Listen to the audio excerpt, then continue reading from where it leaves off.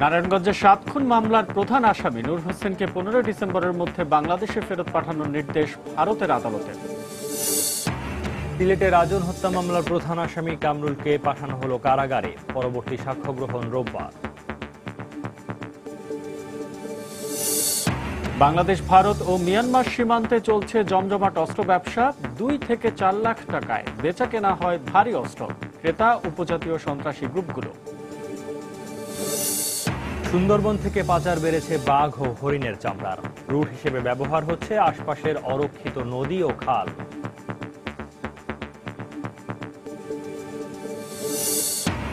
এবং খাদ্যে স্বয়ংসম্পূর্ণ এখন দেশ, বেড়েছে মজুদের পরিমাণও। তবে চ্যালেঞ্জের মুখে পুষ্টিগত খাদ্য নিশ্চিতের বিষয়টি মত বিশেষজ্ঞদের।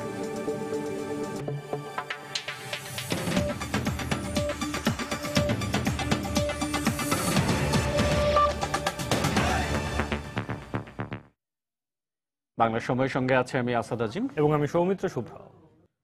নারায়ণগঞ্জের চাঞ্চল্যকর ৭ খুন মামলার প্রধান আসামি নূর হোসেনকে ১৫ ডিসেম্বরের মধ্যে বাংলাদেশে ফেরত পাঠানোর নির্দেশ দিয়েছেন ভারতের আদালত। পশ্চিমবঙ্গের উত্তর ২৪ পরগনা জেলার বারাসাতের মুখ্য বিচারিক হাকিমের আদালতে শুনানি শেষে আজ এ আদেশ দেওয়া হয়। এর আগে ভারতের স্বরাষ্ট্র মন্ত্রণালয়ে নূর হোসেনের বিরুদ্ধে দায়ের করা সব মামলা প্রত্যাহার করে তাকে নিজ দেশে ফেরত পাঠানোর নির্দেশ দেয়। গত বছরের ২৭ এপ্রিল ঢাকা নারায়ণগঞ্জ লিংক রোডের ফতুল্লার লামাপাড়া থেকে কাউন্সিলর নজরুল ইসলাম, আইনজীবী চন্দন সরকার সহ ৭ জনকে অপহরণ করা হয়। ৩ দিন পর শীতলক্ষা নদীতে তাদের লাশ পাওয়া যায়। এ ঘটনার পর নূর হোসেন ভারতে পালিয়ে যান। বহুল আলোচিত শিশু রাজন হত্যা মামলার প্রধান আসামি কামরুল ইসলামকে কারাগারে পাঠানোর নির্দেশ দিয়েছেন সিলেট মেট্রোপলিটন ম্যাজিস্ট্রেট আদালত। বেলা 11:30টায় ম্যাজিস্ট্রেট আনোয়ারুল হক এই নির্দেশ দেন। এর আগে সকালে জালালাবাদ থানা পুলিশ তাকে আদালতে হাজির করে। পরে আদালতের নির্দেশে কামরুলকে কারাগারে পাঠানো হয়। মামলার সাক্ষ্য গ্রহণের পরবর্তী দিন আগামী রোববার তাকে আবারও আদালতে তোলা হবে। গতকাল বিকেলে কামরুলকে সৌদি আরব থেকে দেশে ফেরত আনার পর রাতেই সিলেটে নেওয়া হয়। গত ৮ জুলাই ভোরে শহরতলির কুমারগাঁয়ে চোর সন্দেহে শিশু রাজনকে গাছের সঙ্গে বেঁধে নির্মমভাবে পিটিয়ে হত্যা করা হয়। পরে মামলার প্রধান আসামি কামরুল সহ ৩ জনকে পলাতক দেখিয়ে গত ১৬ আগস্ট ১৩ জনের বিরুদ্ধে আদালতে মামলার চার্জশিট দেয় পুলিশ। গত ৭ সেপ্টেম্বর মামলাটি মেট্রোপলিটন ম্যাজিস্ট্রেট আদালত থেকে মহানগর দায়রা জজ আদালতে স্থানান্তর করা হয়। ইতোমধ্যে এই মাসে ৯ দিন মামলায় ৩৮ সাক্ষীর মধ্যে ৩৫ জনের সাক্ষ্য গ্রহণ শেষ হয়েছে। বাংলাদেশ, ভারত এবং মিয়ানমারের ত্রিদেশীয় সীমান্তবর্তী ডেভিল ট্রেন্সে জমজমাট অস্ত্র ব্যবসা চালিয়ে যাচ্ছে আন্তর্জাতিক অস্ত্র ব্যবসায়ীরা। বিশেষ করে AK-47 এবং AK-22 রাইফেলের অবাধ কেনাবেচা চলে সেখানে। মিজোরামে অবস্থানরত ভারতীয় নাগরিক পালিয়ান এ ব্যবসার মূল হোতা বলে নিশ্চিত করেছে র্যাব। আর এসব ভারী অস্ত্রের মূল ক্রেতা হিসাবে রয়েছে উপজাতীয় বিবাদমান সন্ত্রাসী গ্রুপগুলো।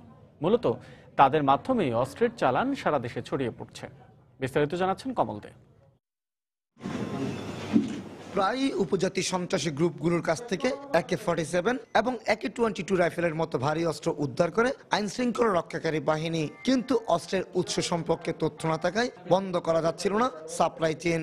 উৎস জানতে শেষ পর্যন্ত কিছুটা সফল হয়েছে র্যাব। ৫ বার ব্যর্থ হওয়ার পর ৬ষ্ঠবার ক্রেতা হিসেবে অস্ত্র ব্যবসায়ীদের একটি অংশের সাথে সম্পর্ক স্থাপনে সফল হয় তারা।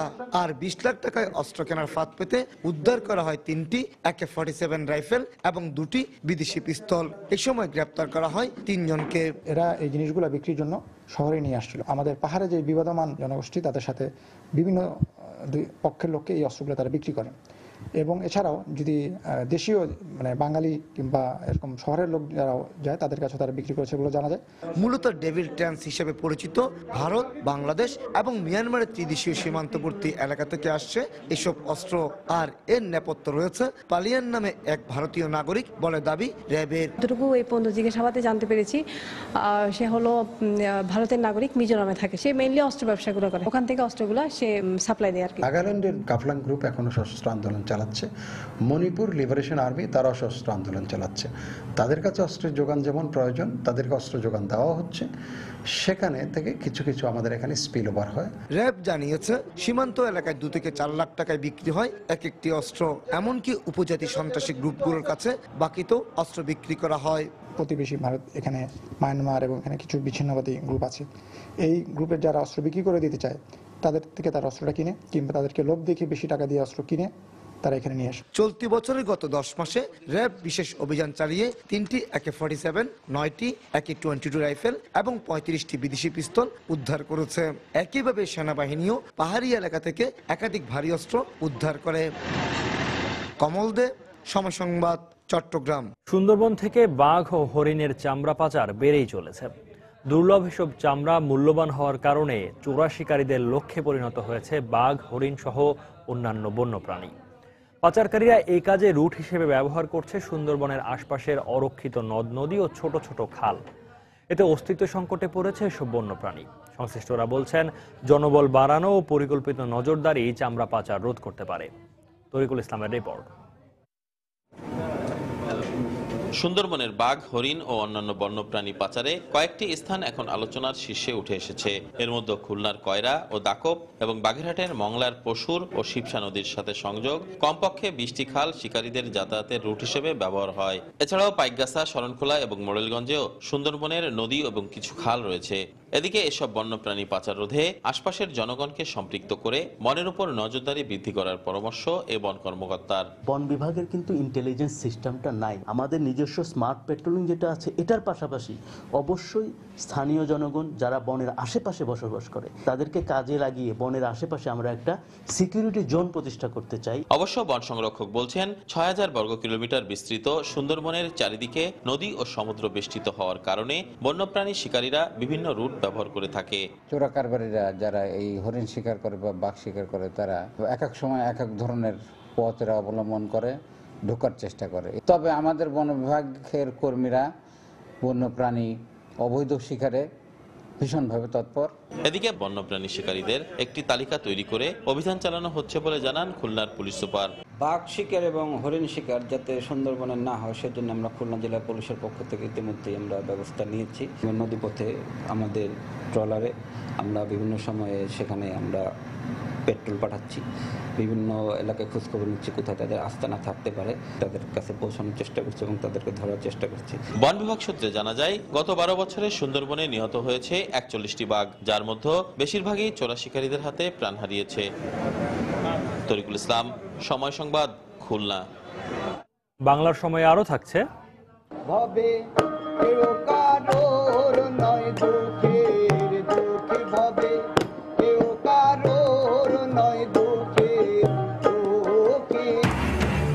কুষ্টিয়ার চেউড়িয়া লালন উৎসব শুরু। মাজার প্রাঙ্গণে ভক্ত অনুরাগীদের ভিড়। উৎসবকে ঘিরে 3 স্তরের নিরাপত্তা ব্যবস্থা। স্বাধীনতার পরবর্তী সময়ে 7.5 কোটি মানুষের জন্য খাদ্যে অপর্যাপ্ততা থাকলেও খাদ্যে এখন স্বয়ংসম্পূর্ণ বাংলাদেশ। এই চিত্র শুধুমাত্র প্রধান খাদ্যশস্যের উৎপাদনের দিক দিয়ে। তবে পুষ্টিগত খাদ্য নিশ্চিতের বিষয়ে দেশ এখনও রয়েছে চ্যালেঞ্জের মুখে। বিশেষজ্ঞদের মতে এ কারণে দেশের 1/3 মানুষ এখনও বিভিন্ন ধরনের অপুষ্টির শিকার হয়ে ভুগছেন নানা রোগ ব্যাধিতে। বিশ্ব খাদ্য দিবসে শাফিন জাহিদের রিপোর্ট। সাভারের বলিয়ারপুরের এই জায়গাটি নিম্নাঞ্চল হওয়ায় বর্ষা মৌসুমে জমে পানি, আর সেখানে একটুখানি আমিষের খোঁজে জাল ডুবিয়ে মাছ ধরছেন আব্দুল হামিদ আর তার ভাই। যে মাছ পাবেন তাতে হয়তো যোগ হবে 7 জনের আহারের সাথে বাড়তি কিছু পুষ্টি। কোন সময় মরিচ দেখা লাগে, কোন শাক সবজি, এই উতুলির শাক কিনতে গেলেও তো 10 টাকা কমের হয় না। আমিনা বেগম 2 সন্তানের জননী। খাবারের তালিকায় মাছ ভাত যাই থাকুক না কেন তাতেই তুষ্ট থাকতে হয়। সন্তানদের জন্য কখনো বাড়তি পুষ্টির কথা ভাবতেও পারেন না। আমরা তো গরিব মানুষ, আমরা কি ভালো মন্দ খাবো, নিজেরা যা খাই বাচ্চাদের তাই খাই। খাদ্য মন্ত্রণালয়ের তথ্য বলছে, গত কয়েক বছরে বাংলাদেশ খাদ্যের স্বয়ংসম্পূর্ণতা তো এনেছেই, বরং এখনো রাষ্ট্রীয় গুদামে জমা আছে 16 লক্ষ মেট্রিক টনেরও বেশি খাদ্য। তবে পুষ্টিগত খাবার দেওয়ার নিশ্চয়তাকে এখনো দেখছেন চ্যালেঞ্জ হিসেবে। মানুষের অভাব নাই, মঙ্গা নাই, মানুষের ক্রয় ক্ষমতা বেড়েছে। আমরা পুষ্টিযুক্ত খাদ্য সরবরাহ করার জন্য, মানুষকে দেওয়ার জন্য আমরা সব রকম ব্যবস্থা আমরা করছি।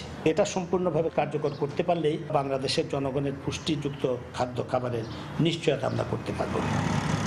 পুষ্টিবিদরা বলছেন, চাল কিংবা ভুট্টা রপ্তানি আর মজুদের পরিমাণগত দিক দিয়ে এগিয়ে গেলেও পুষ্টি পূরণের ক্ষেত্রে এখনো অনেকখানি পিছিয়ে আছে বাংলাদেশ, যার ফলে রোগ প্রতিরোধ ক্ষমতা আর অপুষ্টিতে ভোগার পাশাপাশি দেশে এখনো 41% শিশুই বেড়ে উঠতে পারছে না সঠিকভাবে। একটা কমিউনিটি লেভেলে, একটা ফ্যামিলি লেভেলে বা ইন্ডিভিজুয়াল লেভেলে আমরা আসলে কি আমাদের মধ্যে ফুড সিকিউরিটি পুরোপুরি আছে, সেটা কিন্তু আমাদের ভাবনা চিন্তা করার ব্যাপার আছে। রিকোয়ারমেন্ট অনুযায়ী যার যতটা খাবার পাওয়া উচিত তাদের হয়তো সেই পরিমাণ খাবার দেওয়া হচ্ছে না বা পাচ্ছে না। তারা বলছেন দেশ এখনো খাদ্য নিরাপত্তার বিষয়ে অনেকখানি পিছিয়ে রয়েছে। কৃষি আর অর্থনীতিবিদরা বলছে একটি দেশে যতটুকু খাদ্য প্রয়োজন তা বাজারে আছে কিনা, সেই সাথে জনগণের ক্রয় ক্ষমতার পাশাপাশি সুষম পুষ্টি পাচ্ছে কিনা, এমন 3 সূচকের উপর ভিত্তি করেই নিশ্চিত হয় দেশের খাদ্য নিরাপত্তা। গত কয়েক বছরে বাংলাদেশ খাদ্য উৎপাদনে সফলতা অর্জন করতে পারলেও এখন পর্যন্ত খাদ্য নিরাপত্তায় কতটুকু নিশ্চয়তা দিতে পেরেছে এমন প্রশ্ন থেকেই যায়। মানিকগঞ্জের সিংগাইর উপজেলা থেকে শাফিন জাহিদ, সময় সংবাদ। এদিকে গ্রামীণ দারিদ্র্য বিমোচন ও সামাজিক সুরক্ষায় কৃষি এই স্লোগানে দেশের বিভিন্ন স্থানে বিশ্ব খাদ্য দিবস পালিত হয়েছে। সকালে চুয়াডাঙ্গা জেলা প্রশাসকের কার্যালয় চত্বর থেকে কৃষি বিভাগ ও খাদ্য বিভাগ যৌথভাবে একটি শোভাযাত্রা বের করে। পরে জেলা প্রশাসকের সম্মেলন কক্ষে আলোচনা সভা অনুষ্ঠিত হয়। দিবসটি উপলক্ষে সকালে পঞ্চগড়ে একটি বর্ণাঢ্য র্যালি নিয়ে বিভিন্ন সড়ক প্রদক্ষিণ করা হয়। পরে অনুষ্ঠিত আলোচনা সভায় জেলা প্রশাসন ও খাদ্য অধিদপ্তরের কর্মকর্তারা অংশ নেন। এছাড়া ঠাকুরগাঁও ও দিনাজপুরে র্যালি ও মানববন্ধন কর্মসূচির মধ্য দিয়ে খাদ্য দিবস পালন করা হয়।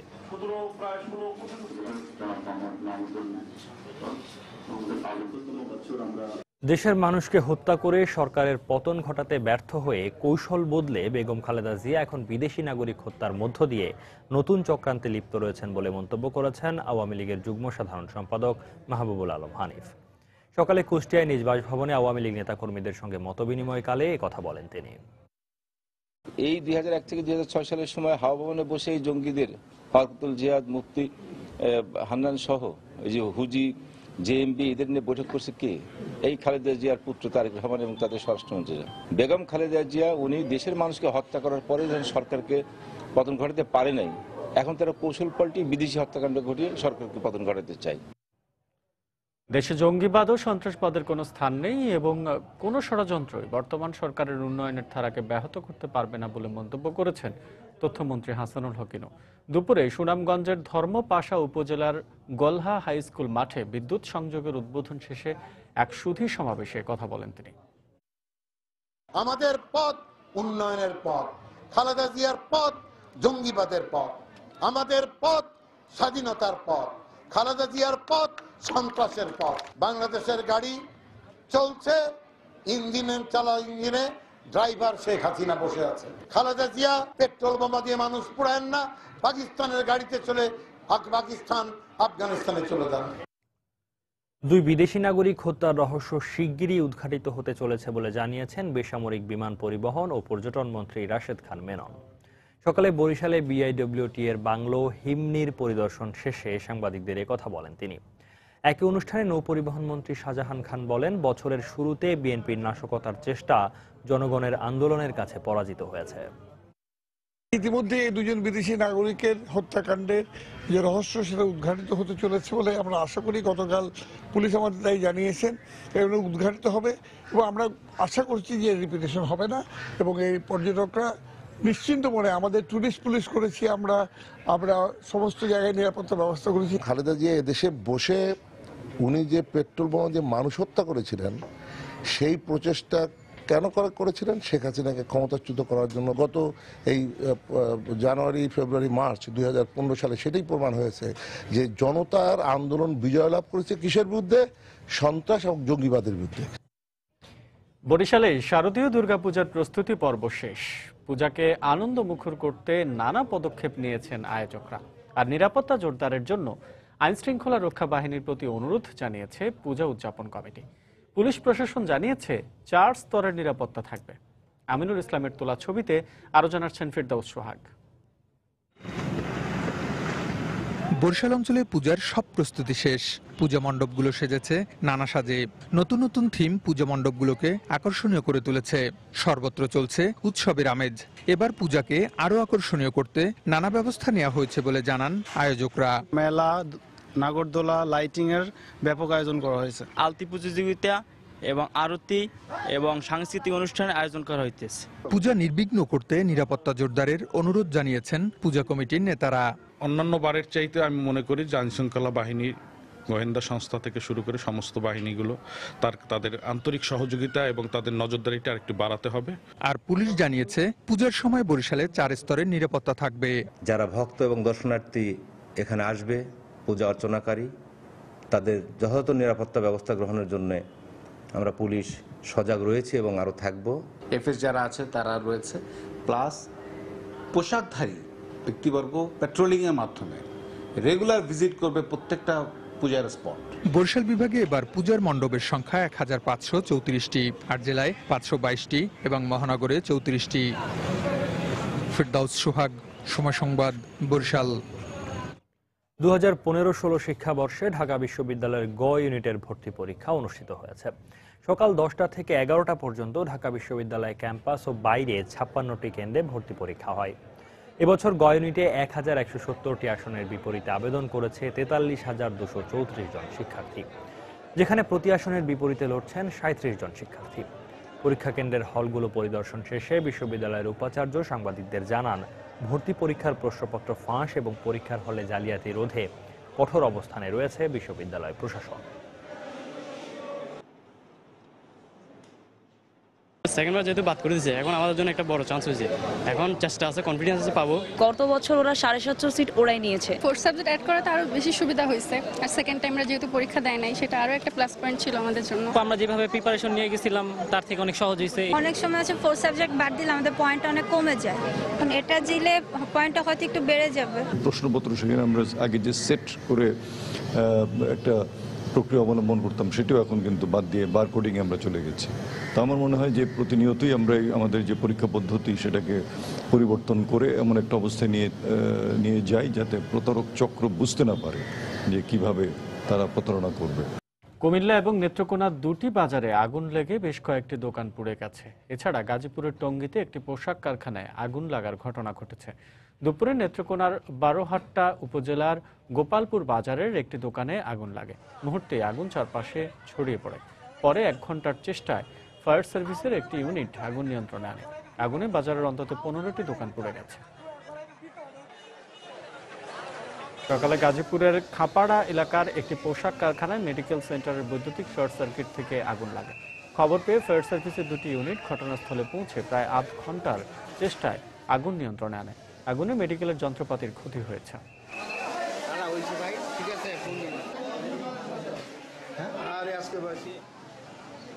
গতকাল রাতে কুমিল্লা সদর দক্ষিণ উপজেলার বাগমারা বাজারে আগুন লাগে। এতে মুহূর্তে 19টি দোকানে আগুন ছড়িয়ে পড়ে। পরে ফায়ার সার্ভিসের 3টি ইউনিটের 3 ঘন্টার চেষ্টায় আগুন নিয়ন্ত্রণে আসে। যশোরের ট্রাকের ধাক্কায় বাবা মেয়ে নিহত হয়েছেন। দুপুরে যশোর খুলনা মহাসড়কের সিঙ্গিয়া এলাকায় এ দুর্ঘটনা ঘটে। পুলিশ জানায়, ইনসান আলী নামে এক ব্যক্তি তার মেয়েকে নিয়ে মোটরসাইকেলে খুলনা থেকে যশোরের দিকে যাচ্ছিলেন। সিঙ্গিয়া এলাকায় পৌঁছালে খুলনাগামী একটি ট্রাক মোটরসাইকেলটিকে ধাক্কা দেয়। এতে ইনসান ও তার মেয়ে ফারজানার ঘটনাস্থলেই মৃত্যু হয়। পরে ঘটনাস্থল থেকে লাশ উদ্ধারের পর পরিবারের কাছে হস্তান্তর করা হয়। এদিকে এই ঘটনায় ঘাতক ট্রাকটি জব্দসহ হেলপারকে আটক করেছে পুলিশ। চুয়াডাঙ্গা জেলা যুবলীগের সাবেক যুগ্ম আহ্বায়ক আসাদুজ্জামান কবিরের বাড়িতে বোমা হামলা চালিয়েছে দুর্বৃত্তরা। গতকাল রাতে শহরের মধ্যপাড়ায় ঘটনা ঘটে। প্রত্যক্ষদর্শীরা জানান, গত রাত 10:30টার দিকে অজ্ঞাত 2 যুবক মোটরসাইকেলে এসে আসাদের বাড়ির ভেতরে 2টি বোমা নিক্ষেপ করে। এ সময় বোমা 2টি বিকট শব্দে বিস্ফোরিত হলে পুলিশে খবর দেওয়া হয়, তবে এতে হতাহত হয়নি কেউ। পরে পুলিশ ঘটনাস্থলে এসে বিস্ফোরিত বোমার আলামত উদ্ধার করে। এ নিয়ে গত 7 দিনে তার বাড়িতে দ্বিতীয়বারের মতো বোমা হামলার ঘটনা ঘটল। গত রাত 10টার দিকে যুবলীগ নেতা কবিরের বাসায় একটা বোমা শব্দ পাওয়া যায়। পরবর্তীতে আমি মোবাইল পার্টি পাঠাই, মোবাইল পার্টি নিয়ে পাঠানোর পর জানা যায় যে এটা চক্রের বোমা নিক্ষেপ করছে।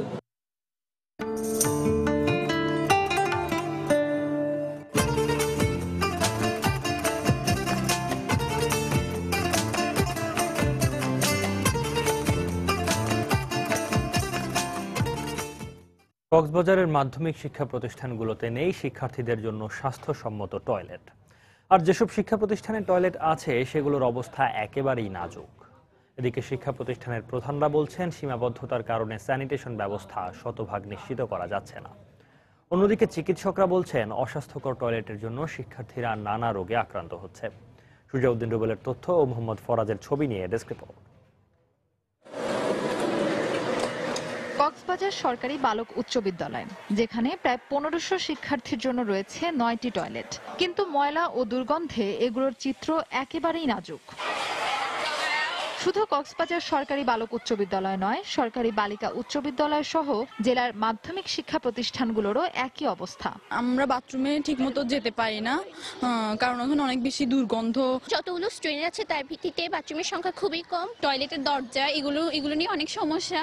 কোনো সময় পানি থাকে না, কোনো সময় ট্যাপগুলোই থাকে না। অনেকগুলো টয়লেট বা পরিত্যক্ত অবস্থায় রয়েছে, যেগুলো আমরা ব্যবহার করতে পারছি না। শিক্ষা প্রতিষ্ঠানের প্রধানরা জানালেন, সীমাবদ্ধতার কারণে স্যানিটেশন ব্যবস্থা শতভাগ নিশ্চিত করা যাচ্ছে না। প্রতিদিন এগুলো পরিষ্কার করার চেষ্টা করি, যখন অভিযোগ দেয় তখন সেই অভিযোগটা মিট করার চেষ্টা করি। তো আমরা একদম বলা যাব না আমরা শতভাগ আমরা সফল হয়েছি। নির্বাহী প্রকৌশলী শিক্ষা প্রকৌশল ওনাকে এবার আবেদন দিয়েছি 2টা টয়লেট অন্ততপক্ষে সুন্দরভাবে যাতে চালু রাখা যায়। তো যতক্ষণ সংস্কার হবে না ততক্ষণ এগুলো আমরা ব্যবহার বন্ধ রাখছি। শিক্ষা প্রতিষ্ঠানে পর্যাপ্ত টয়লেট আছে কিনা তা নজর দেয়া এবং শিক্ষার্থীদের মাঝে সচেতনতা বাড়াতে শিক্ষকদের দায়িত্ব পালন করতে হবে বলে মনে করছেন কক্সবাজার মেডিকেল কলেজের উপাধ্যক্ষ। খাদ্য এবং পানিবাহিত রোগগুলো বিষয় হয়, যেমন হেপাটাইটিস হয়, ডায়রিয়া হয়, হেলমিনথিয়াসিস হয়, এগুলা। তো এই সমস্ত প্রবলেমগুলোকে সলভ করার রাস্তা হচ্ছে কি স্যানিটেশনের ব্যাপারে তাদের অ্যাওয়ারনেস, এবং স্কুল কর্তৃপক্ষের দায়িত্ব থাকবে যে প্রপার পার্সনের জন্য প্রপার ইউরিনাল এবং লেট্রিন সাপোর্ট আছে কিনা দেখা। কক্সবাজার জেলায় সরকারি বেসরকারি 202টি মাধ্যমিক বিদ্যালয় রয়েছে, যেখানে শিক্ষার্থীর সংখ্যা 1,67,862 জন। সময় সংবাদ, কক্সবাজার। বছরের পর বছর ধরে বিচারের আশায় মাদারীপুরের আদালতগুলোতে ঘুরছেন হাজার হাজার মানুষ। আইনজীবীরা বলছেন, শুধু বিচারক স্বল্পতাই নয়, মান্ধাতা আমলের আইনি জটিলতা সহ নানা কারণে বিচারিক কাজ দীর্ঘায়িত হওয়ায় আর্থিকভাবে ক্ষতিগ্রস্ত হচ্ছেন বিচার প্রার্থীরা। তবে পাবলিক প্রসিকিউটর বলছেন, বিচারক নিয়োগের জন্য সংশ্লিষ্ট মন্ত্রণালয়ে আবেদন জানানো হয়েছে। সঞ্জয় কর্মকার অভিজিতের তথ্য ও শাহাদাত আকনের ছবি নিয়ে ডেস্ক রিপোর্ট। বর্তমানে মাদারীপুরের দেওয়ানি আদালতে 629টি, জজ আদালতে 835টি, নারী ও শিশু আদালতে 481টি এবং ম্যাজিস্ট্রেট আদালতে 940টি মামলা বিচারাধীন রয়েছে। বিচারের আশায় প্রতিদিনই মাদারীপুরের আদালত পাড়ায় ভিড় করেন হাজার হাজার মানুষ। অনেকে আবার এক যুগ আগের করা মামলায় হাজিরা দিতে আসছেন। আসা যাওয়ার অর্থ ব্যয় সহ ভোগান্তির যেন শেষ নেই তাদের। দুজন মানুষ আহে, 500 টাকা খরচা, উকিলের টাকা দেয়, মহুরির টাকা দেয়। বাবা মারা যাওয়ার পর ওই মামলা আমি এখন বহন করতেছি। আমি ঢাকা থেকে আইসা মামলা দেখাশোনা করতেছি। মামলার রায়টা হইতো তাড়াতাড়ি, আমরা টাকা মানুষ গরিব মানুষ কামলা বেঁচে খাই, তাহলে একটু আমাদের পক্ষে ভালো হতো। বিচারক সংকট, অনেকের মধ্যে মামলা করার প্রবণতা বেশি থাকা সহ নানা কারণে মামলার জট দিন দিন প্রকট আকার ধারণ করছে বলে মনে করেন আইনজীবীরা। মানদাতার আমলের সেই বিচারিক ব্যবস্থা, সেটারই ফৌজদারি কার্যবিধি, ফৌজদারি দণ্ড, এইগুলোও সংশোধন হওয়া দরকার। কিছু কিছু স্টাফ যাদের বাড়ি দেখা যায় কোর্টের সঙ্গে, তারা অনেক সময় এই বিচার কার্যে বাধা সৃষ্টি করে। বিচারকদের যে সংখ্যা থাকা উচিত সেটার স্বল্পতা, যে কারণে মামলার জট লাগেই আছে। মামলার জট কমাতে বিচারক নিয়োগদান ত্বরান্বিত করা সহ প্রসিকিউশন সব সময় চেষ্টা চালিয়ে যাচ্ছেন বলে জানালেন সরকারি এ কৌশলী। মামলা বিচারের ক্ষেত্রে প্রধান কারণ বাদী, দ্বিতীয় কারণ যারা মামলার আইনগত যে প্রক্রিয়া, সে প্রক্রিয়া একটা কারণ।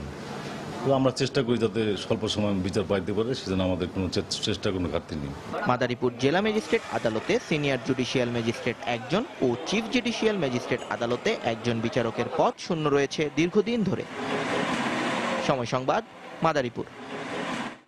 বাউল সম্রাট ফকির লালন শাহের 125তম মৃত্যুবার্ষিকী উপলক্ষে কুষ্টিয়ার ছেউড়িয়ায় শুরু হয়েছে 5 দিনের লালন উৎসব। দেশের বিভিন্ন প্রান্ত থেকে সাইজির ভক্ত ও অনুসারীরা এসে জড়ো হয়েছেন মাজারে। সেখানে চলছে লালনের চিন্তা দর্শন নিয়ে আলোচনার পাশাপাশি লালন শাহের গান। কুষ্টিয়া থেকে SM রাশেদের পাঠানো তথ্য, ছবি নিয়ে ডেস্ক রিপোর্ট।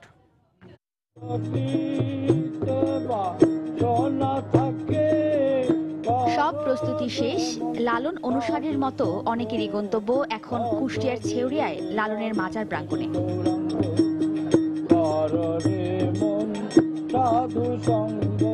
গুরুকে মনে ধারণ করে জাতিভেদ ভুলে আলোচনা চলছে দেহতত্ত্ব আর আত্মার মুক্তি নিয়ে।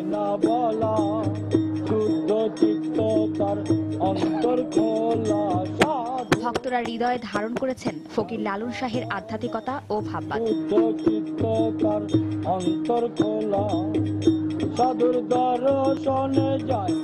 দেহে এখন আমরা পাচ্ছি না, কিন্তু অন্তরে আমরা ধারণ করেছি।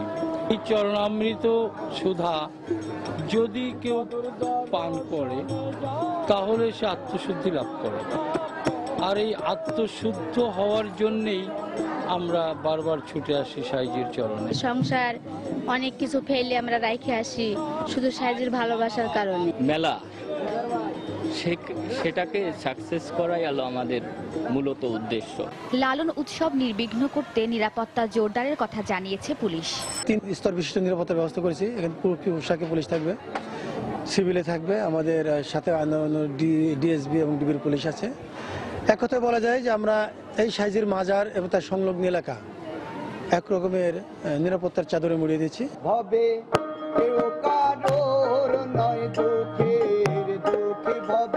শুক্রবার সন্ধ্যায় চাল জল গ্রহণের পর অধিবাসের মধ্য দিয়ে শুরু হবে উৎসবের আনুষ্ঠানিকতা। 1990 সাল থেকে প্রতি বছর পহেলা কার্তিক লালন একাডেমি আয়োজন করে আসছে এই উৎসবের। সময় সংবাদ, কুষ্টিয়া।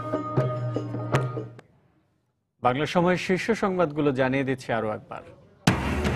নারায়ণগঞ্জের 7 খুন মামলার প্রধান আসামি নূর হোসেনকে 15 ডিসেম্বরের মধ্যে বাংলাদেশে ফেরত পাঠানোর নির্দেশ ভারতের আদালতের। সিলেটের রাজন হত্যা মামলার প্রধান আসামি কামরুলকে পাঠানো হলো কারাগারে, পরবর্তী সাক্ষ্য গ্রহণ রোববার।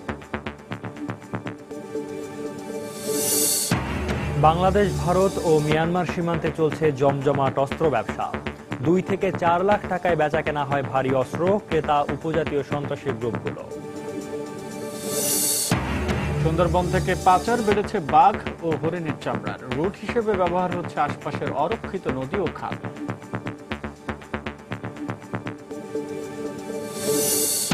এবং খাদ্যে স্বয়ংসম্পূর্ণ এখন দেশ, বেড়েছে মজুদের পরিমাণও। তবে চ্যালেঞ্জের মুখে পুষ্টিগত খাদ্য নিশ্চিতের বিষয়টি মত বিশেষজ্ঞদের। এই ছিল বাংলার সময়। যে কোনো খবর পেতে ভিজিট করুন সময়নিউজ.tv। এছাড়া এইমাত্র পাওয়া খবর আপনার মোবাইলে পেতে SMS করুন *SN লিখে পাঠিয়ে দিন 16244। সঙ্গে থাকুন সময়।